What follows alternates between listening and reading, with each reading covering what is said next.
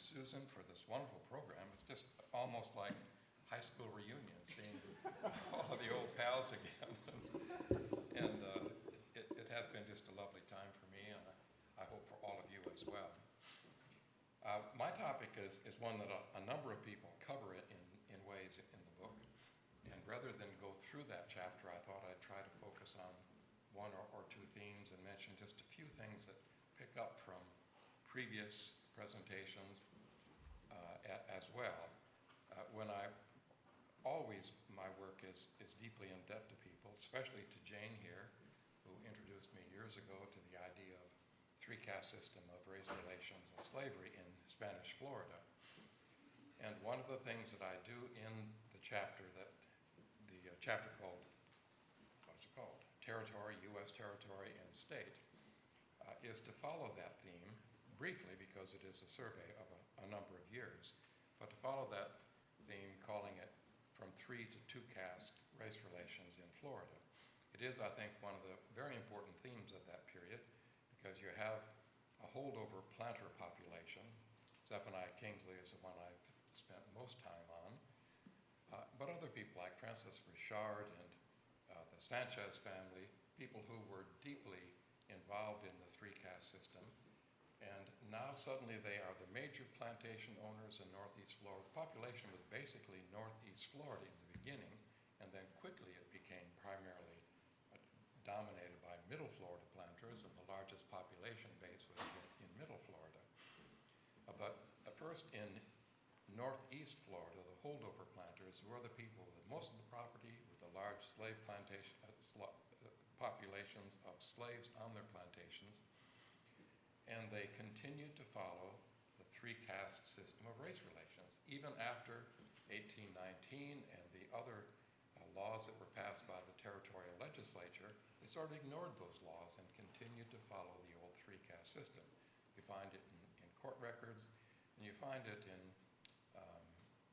emancipations of slaves and their children as late as the 1840s and early 1850s. And then it all ends with a vengeance, as the race hysteria of the 1850s becomes so prominent. But it is, I think, one of the major themes and really fascinating themes to follow. Another theme that I think is intriguing to follow, but the Second Seminole and Third Seminole Wars will be covered by someone else in the presentation. That is part, of course, of the period that I was studying, but pulled it out of there for a consistent statement by Brent Wiseman. But after the Second Seminole War in 1842, population growth shifted from North Florida, from Middle Florida and Northeast Florida and West Florida south. The Armed Occupation Act, it seems to me, is a law that is more important than we give credit to, because it opened up the old Seminole territories south of Gainesville, north of the Peace River, opened it up for the homesteaders that Susan was talking about. And they moved south, and the big planters moved south as well, and soon you had sugar on the Manatee, the sugar plantations that had not done especially well in Northeast Florida. One of the premier plantations in Northeast Florida is White Oak Plantation, a place that is now remarkable sort of rare animal species, a place that if you're able to go, you can see white rhino and others that are being propagated and sold and perpetuated that way. But it was the premier Nassau County plantation during the Second Spanish period. It started really in the British years, rice plantation, and continued and now still has an important function. The owners of White Oak Plantation in the Second Spanish period tried sugar there, but it didn't go very well because the season was too short, frost came too soon, same thing that plagued the sugar planters in Tallahassee region.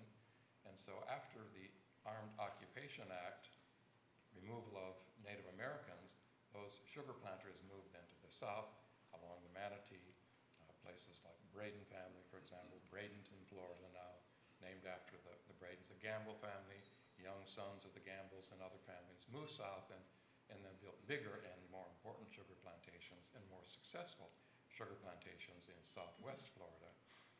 Similarly, places like Indian River became homestead settlements. I have an article in the Florida Historical Quarterly years ago about a fellow named Caleb Lyndon Brayton, a Massachusetts man who came as a merchant and settled in Augusta, Georgia, fretted there, didn't do very well, and a lot of others in Augusta were looking for a chance for more land, better land, and they took advantage of the homesteads and came as sort of a colony, settled on the Indian River at Fort Pierce. But what happened, it opened up areas on the East Coast and on the West Coast to several thousand planters, a number of farmers, small farmers, and large planters as well. But there are a number of themes like that in the book that, in that chapter, I should say, in the book, that are covered, but very briefly. I thought today what I would focus on, see if I have time to do a bit of it, is one that really looks at why Florida seceded. What was it that caused Florida to secede?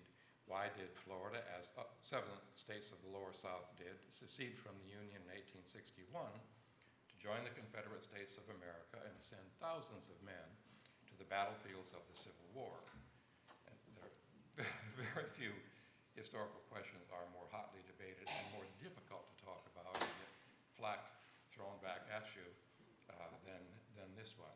Nevertheless, I thought I'd just say something about it. It's hotly debated, but especially when the institution of slavery is considered as the prime motivation for secession and war. What I tried to do in that chapter is briefly look at it in much more detail in the book Thunder on the River. And I did so by looking very carefully at Jacksonville, Florida, and somewhat less intensely at St. Augustine as well.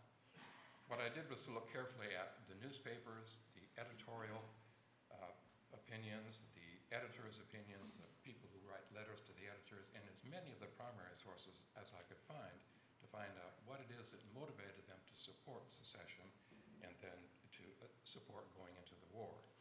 And based on that evidence, it is clear that the prime motivation was fear that abolitionists in the northern states intended to take away the rights of slaveholders and to carry human property into the western territories and eventually abolish the institution of slavery throughout the United States. 2 rival weekly newspapers were published in Jacksonville for most of the 1840s and the 1850s. One pledged to support the Whig Party, one to support the Jacksonian Democrats. And the newspaper evidence then is two-sided. They hotly debated issues of all sorts.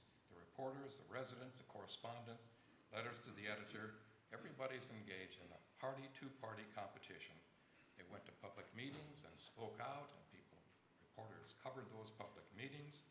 They vigorously debated all the political issues of the day, and on all issues of contemporary importance, differing opinion abounded, with one vital exception.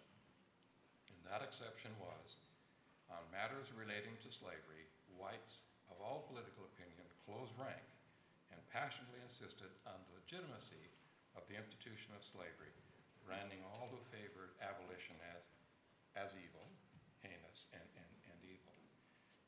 You see this in as early as the 1835 Jacksonville newspapers, the Jacksonville Courier, reacting to fears of slave rebellion spreading from Virginia on south to Florida, insurrection of slaves. You see the hot debates that go on there. You see it even before, in 1819, the private papers of people from the region. East Florida was still a Spanish colony, and there's discussion about, in the U.S., admission of Missouri as a slave state.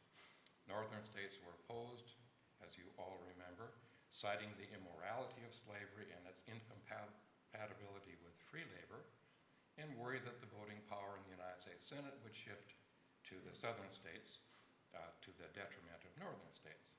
And of course, charges of immorality infuriated Southerners, aggregated their fears that admitting Missouri as a free state would lead to abolition of slavery in the southern states. Well, there's a compromise, of course. Missouri comes in slave and Maine comes in free. But it was interesting to me to see that even that early, this is being debated and talked about in Northeast Florida. The troubling sectional crisis of 1845, congressional debates over annexation of Texas in 1846, during the war with Mexico, which lingers into 1848. It certainly is a hot issue in the newspapers and letters to the editor in Jacksonville, Florida. Whig Party opposed annexation of Texas. Democrats had given unquestioned support. And it is there again in the Wilmot Proviso. You all recall this from your high school history classes. David Wilmot, the House Democrat, who puts forward an amendment saying neither slavery nor involuntary servitude shall ever exist in the territories as a result of the Mexican War. And it's debated so hotly in Northeast Florida, in Jacksonville in particular, that it surprised me as I went through.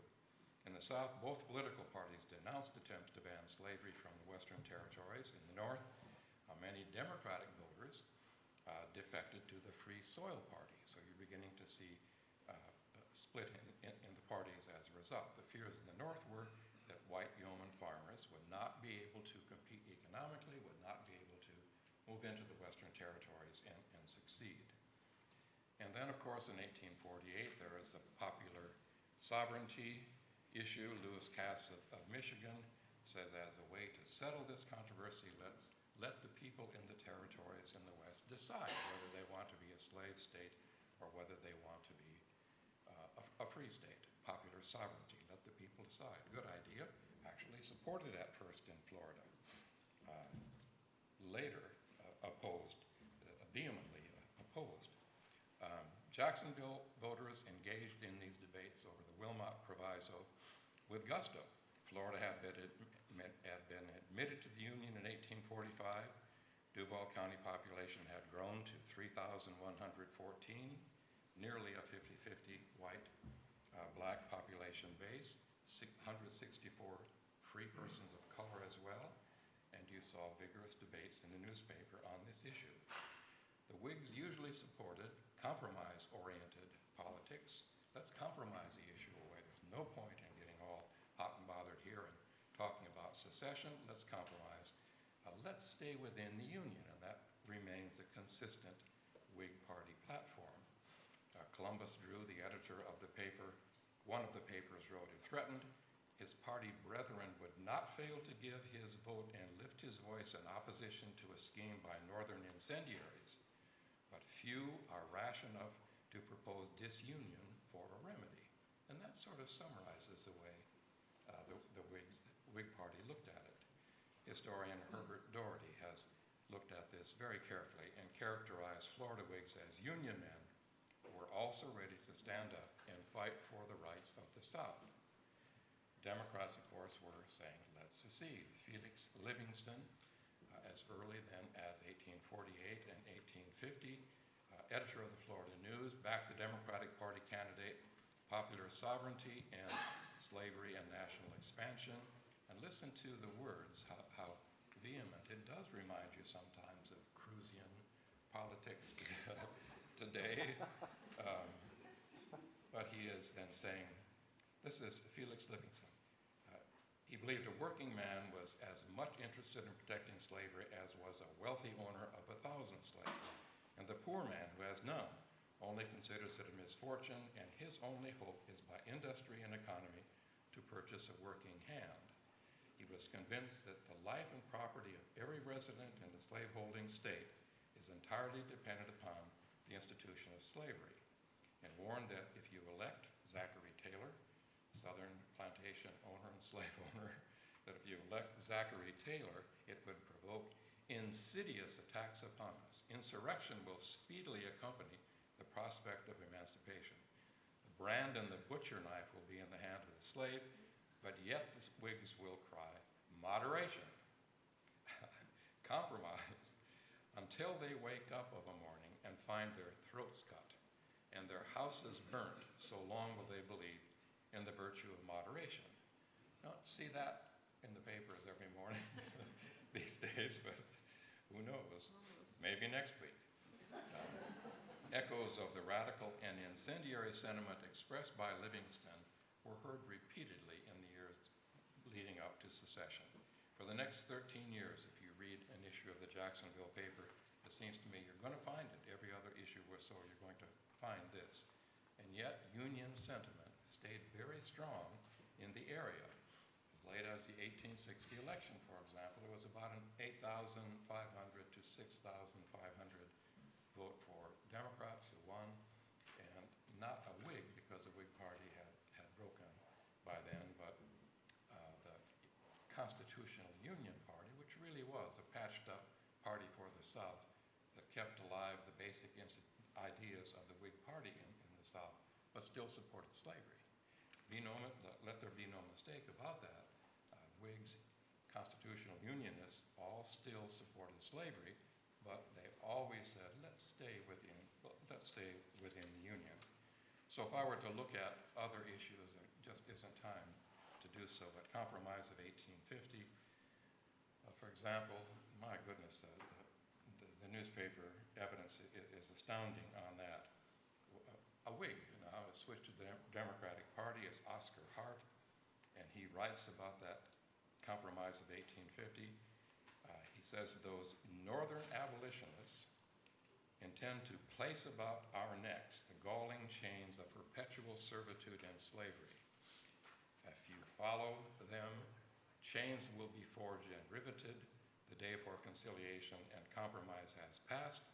We will retreat no further. The choices are Southern liberty or Southern annihilation. This is 1850. Imagine how it intensified as you get to 1860. It seems to me that the issue of the Western territories and holding on to slavery is the explanation for Floridians, at least Northeast Floridians, Middle Floridians, for their support of secession and willingness to send soldiers into the armies in the Civil War. So I'm sorry I ran out of time, but thank you very much again.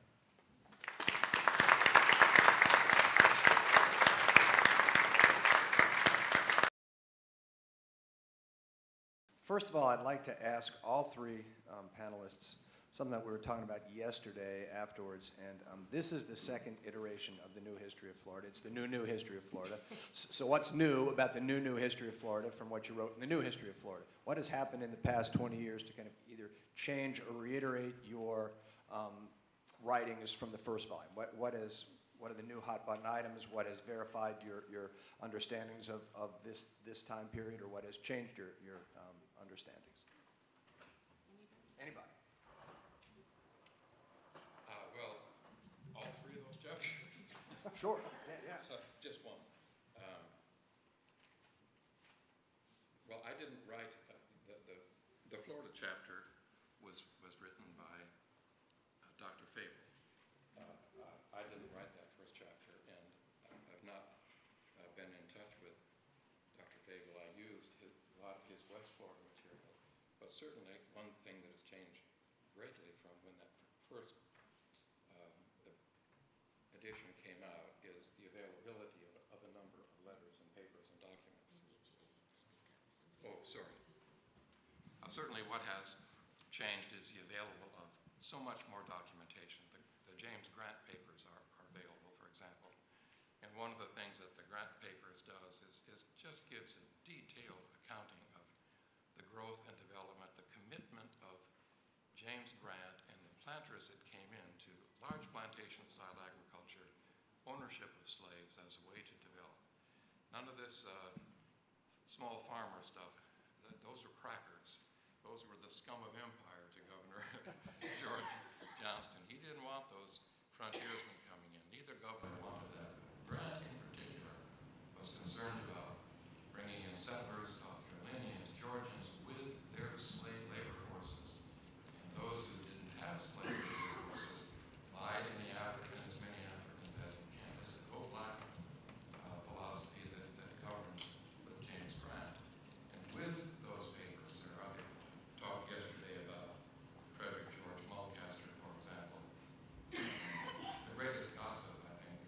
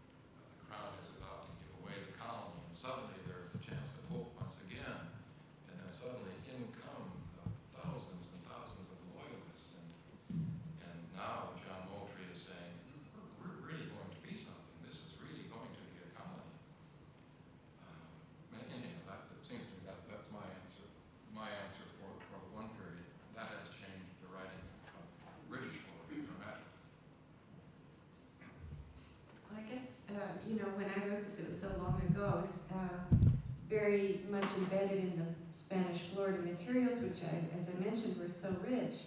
But I guess since then, I've also made a real effort to engage with scholars of Africa, pre-colonial Africa, and to learn from them as well in a number of sort of collaborative projects again. So I would pay much more attention today in new material I look at about that ethnicity question that I hadn't known to pay attention to before.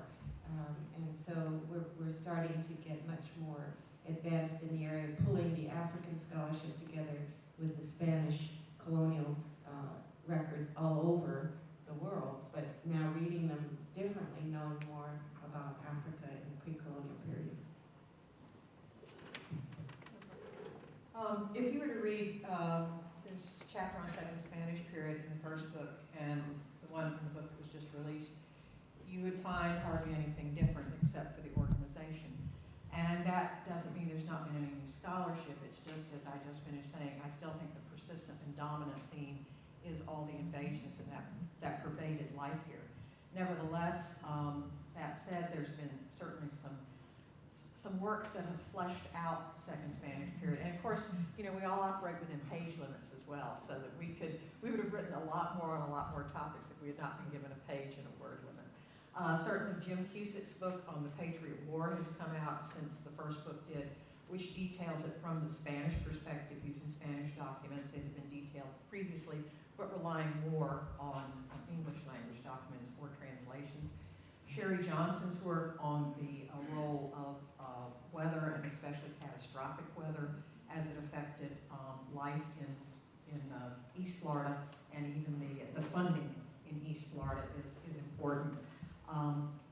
New work, which I think is just really at the front end, and we'll see where it happens, is the exploration of Angola and the Black Seminoles, that they're still looking for that plantation in Seminole Plantation down in Southwest Florida. So I think that's an important, we're on the front end of that to see what that reveals about Seminoles and the Seminoles as they left for the Bahamas. The British who left from St. Augustine and Pensacola for the Bahamas were not the only ones to leave Florida for the Bahamas. And I think the other thing that's coming in between is something, at least from my perspective, it's very recent, and that comes out of commemorative events. There's something about commemorative events because they make us pay attention to things that we might have let go by otherwise.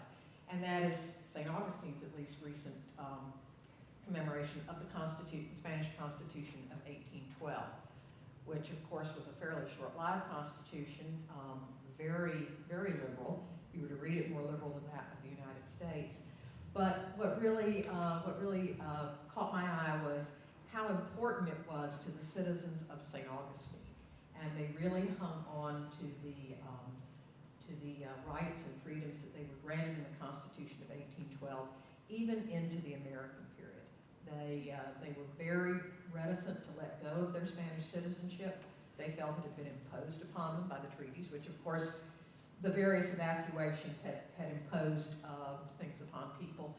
And the city council actually, that's a holdover from Second Spanish period into the very early U.S. days that Andrew Jackson, as the territorial governor, permitted to stay in place. They quit their posts as city councilmen, 4 of the 5 do, because they will not swear allegiance to the U.S. Constitution. They still consider themselves to be Spanish subjects.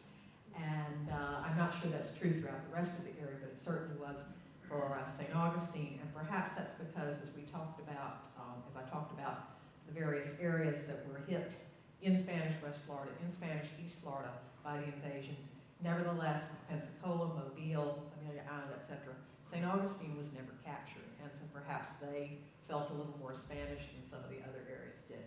But as I said, I've changed the chapter very little because I still think the dominant and important items of Second Spanish period are the invasions, and they shape everybody's life.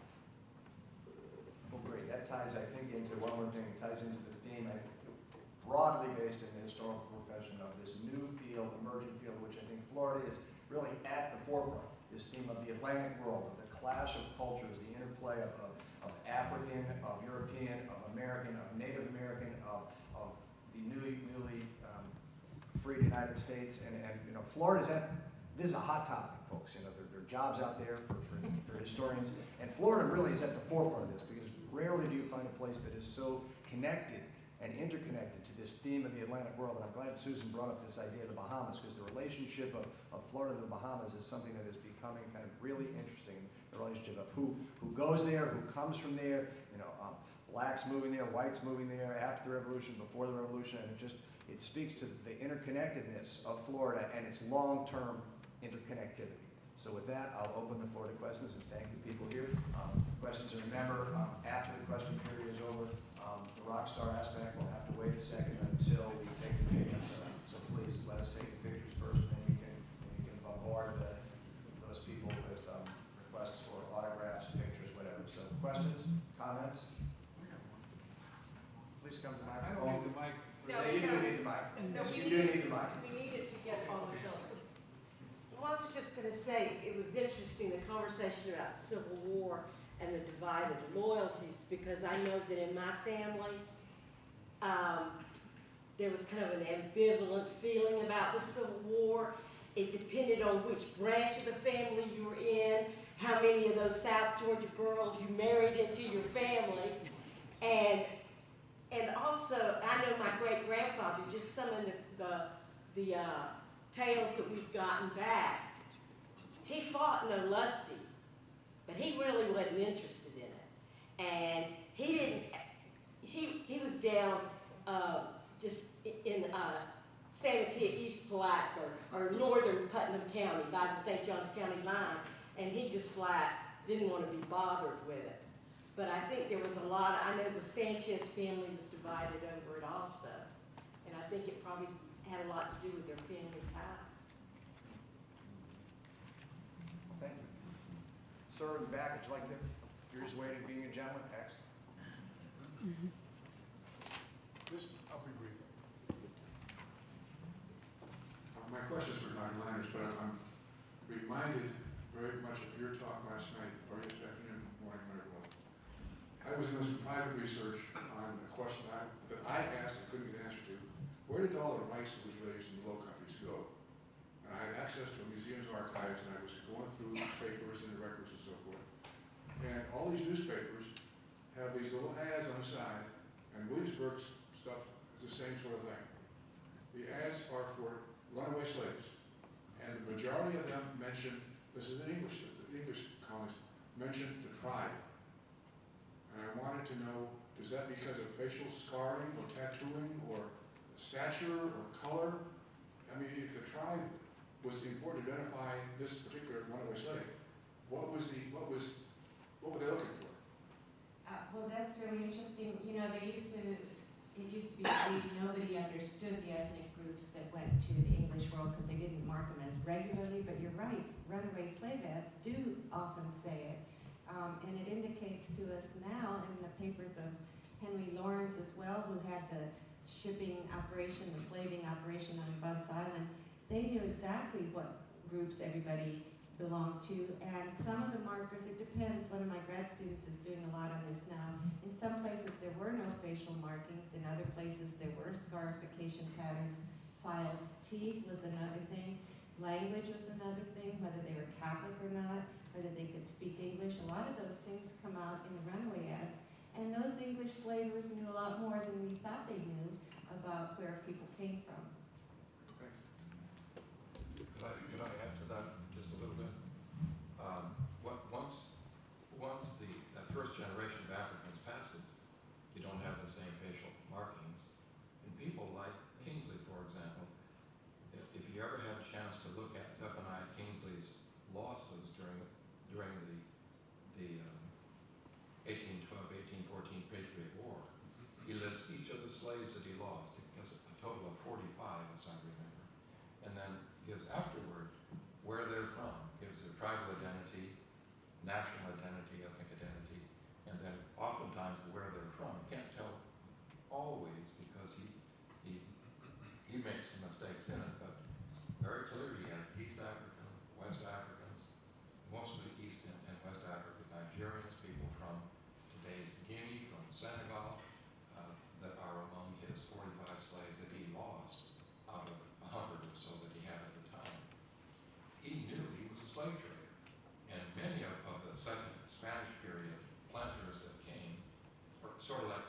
be slave traders. The Americans close off the trade, it's being closed off all over, the Danes close it off, etc. And so people like Kingsley come here because it's still legal, they can carry on the trade legally. And if you're in and out of Africa, you can tell those facial markings. If you're one of those slave traders, that's your business, you know it. And when that generation of Africans died and people like Kingsley died, the other batches didn't know the African background.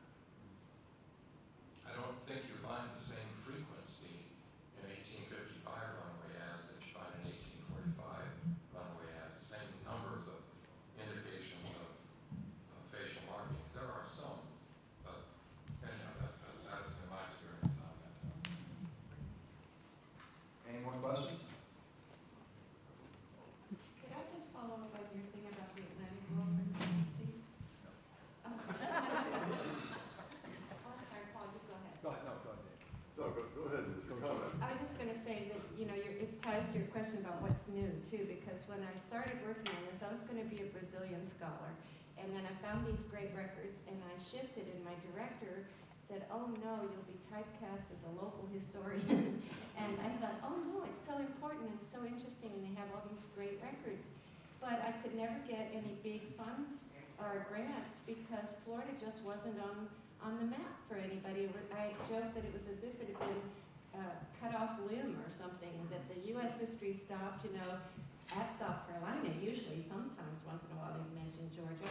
And the Latin American historians didn't consider Florida Latin America, so there were no funding agencies to support the research except little pieces that I got here and other places.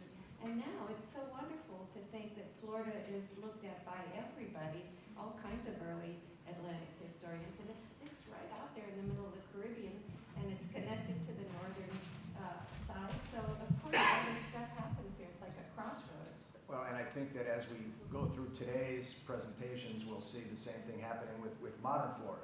When we talk about Florida in the late 19th century, is it southern? Well, all these people would talk about the South. Florida's not part of the South, but Florida is an important and integral part of the Southern identity. And we talk about modern U.S., Florida is a microcosm of what the United States is moving towards. We talk about urban history, no one talks about Orlando, but Orlando is the quintessential modern American city. So, Florida is, maybe because we're here, but I think that Florida is really becoming kind of a central identity point for both past history of the United States and kind of current history. So this is great stuff. Paul? On that comment, I would simply say that Herbert Street Golden would say, no, California is quintessential America. But anyway, my question is for Jane. But we're here. As you probably know, there's some controversy in Louisiana about how precise the identification of ethnicity in West Africa really is. So I'm wondering what you found in the records you looked at. Are you absolutely confident that these are the people that are recorded, or are these simply convenient names that get attached because of where they come to the coast? That's the really hot question, of course. Leave it to Paul. But it's really wonderful that you asked, because it is the big debate now.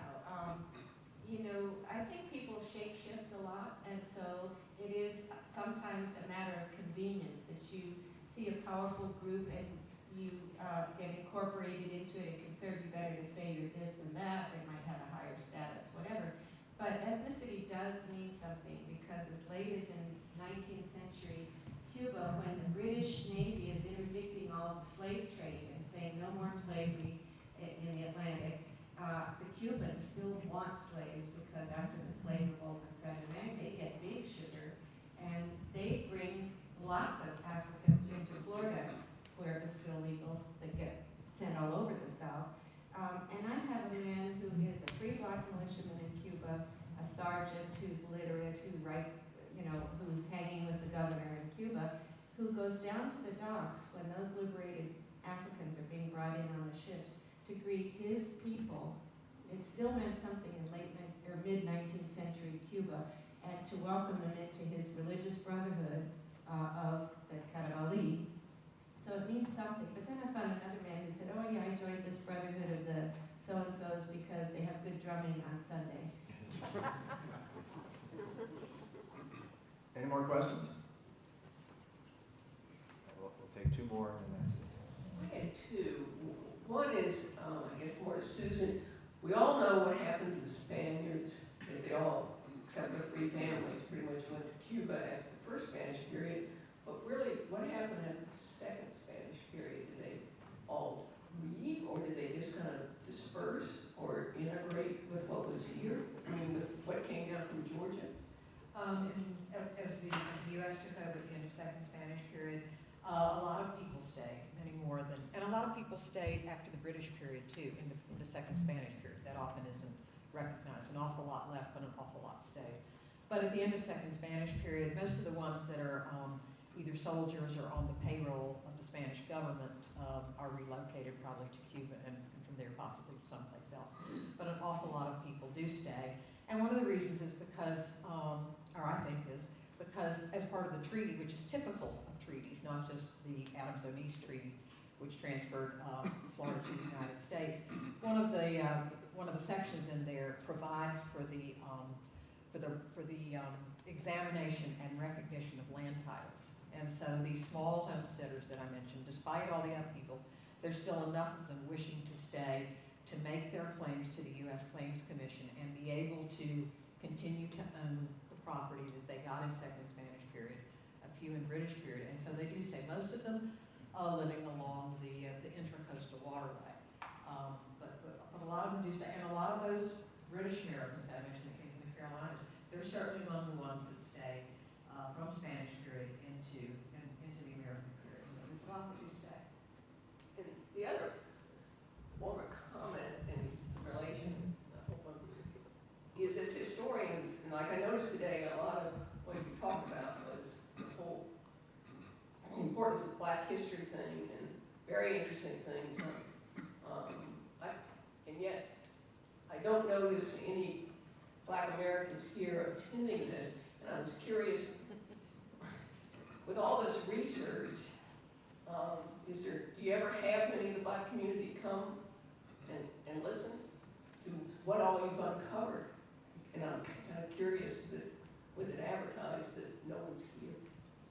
So I'm just curious of whether that happens a lot or is this unique to this Well, one? since Carl and I are the two up here that are in St. Augustine most of the time, and I can't speak to other areas, no, the attendance by blacks today, I think, is disappointing in numbers when we have a topic like that. I don't know to what to attribute that, but we certainly, I've been disappointed that we haven't been able to reach out to them or haven't reached out in the appropriate way to get a lot of African American attendance at talks. Yeah, I mean, because there's been all this emphasis on Black History Month and all this launching on Black history. Well, yet apparently I don't have the answer. Yeah, okay, I was just curious whether, I know that. whether or not that's something you all run across. Certainly, there are more blacks in audiences in Jacksonville. And yet, there's not a great deal of interest in Black history in Jacksonville, among blacks in Jacksonville. And that has always surprised me. The most surprising to me is that one of the important themes of the Civil War in Northeast Florida was the involvement of runaway slaves and free blacks in Union regiments. And I've often thought what a great subject for one of the people in the Black community is doing research to follow those families. They come back and live in Jacksonville. And I have absolutely no success in citing a little involvement in that. And I don't know what explains that, but more black people do come to the events in Jacksonville. And I'm not sure why. There is a difference in the communities, but it's going to be like not even 20%, maybe 10% of an audience, better than none. But maybe I'll just say that there is the Fort Mose Historical Society, which is largely African American organized and run, and that's an interracial group I'm so happy to see. And so those events sort of have been claimed by the community and have, Well, I mean, I know as a member of the St. Augustine Spanish garrison, again, we have very hard time getting the Black community to join us, even though they were very historically part of Well, if I can say one thing, and then we'll move on to one more question. I think history is still very bifurcated. And when we talk about, if this event today was about Fort Mose, you would see significant numbers of African Americans, I think, here, and not many white people, because black history is black history, and white history is white history. And I think we still have not figured out that the interaction, and again, the interconnectivity is really important, because what we've seen here is that the interrelationship is that there is no black history without white history, and at some level there's no white history without black history, and we still have not gotten past that as an audience. So that's just, it's the final comment on that. So last question. Okay, this goes back to a question that the moderator had yesterday about what is Florida. We're kind of used to the boundaries of the state of Florida today, and Susan talked about how chunks were taken off of West Florida. But how was East and West Florida stuck back together? And as the 19th century progressed in the antebellum years with the development of one of the major cities being at the extremes, at Key West, Pensacola, and Jacksonville, what interests bound those disparate cities together to create a Florida?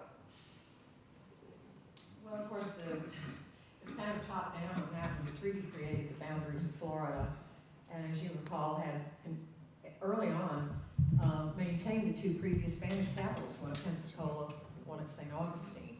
I think we still, I think Florida still struggles with how do the interests of Pensacola and Key West blend.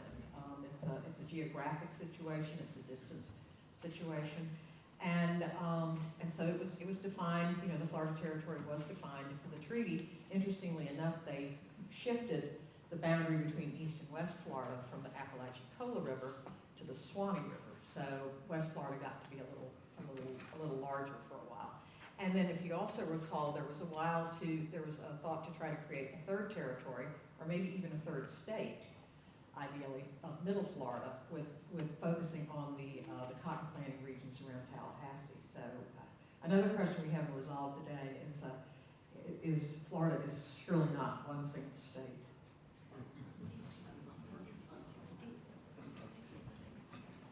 One more thing from Jane, and she'll have the last word. So you have the last word.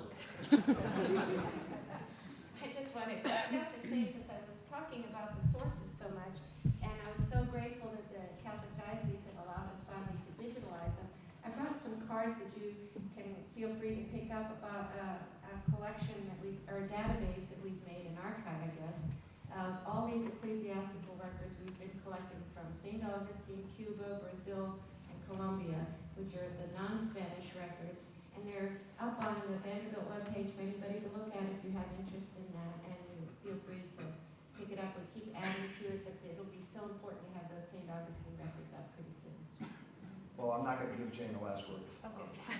So I think your question ties very heavily into the question that I asked yesterday, and this is, what is Florida, and what is Florida history? Because we're not sure. So, what is Florida is, again, the question we're asking. So thank you, everybody. Much appreciated, great session, and we'll see you for the next one.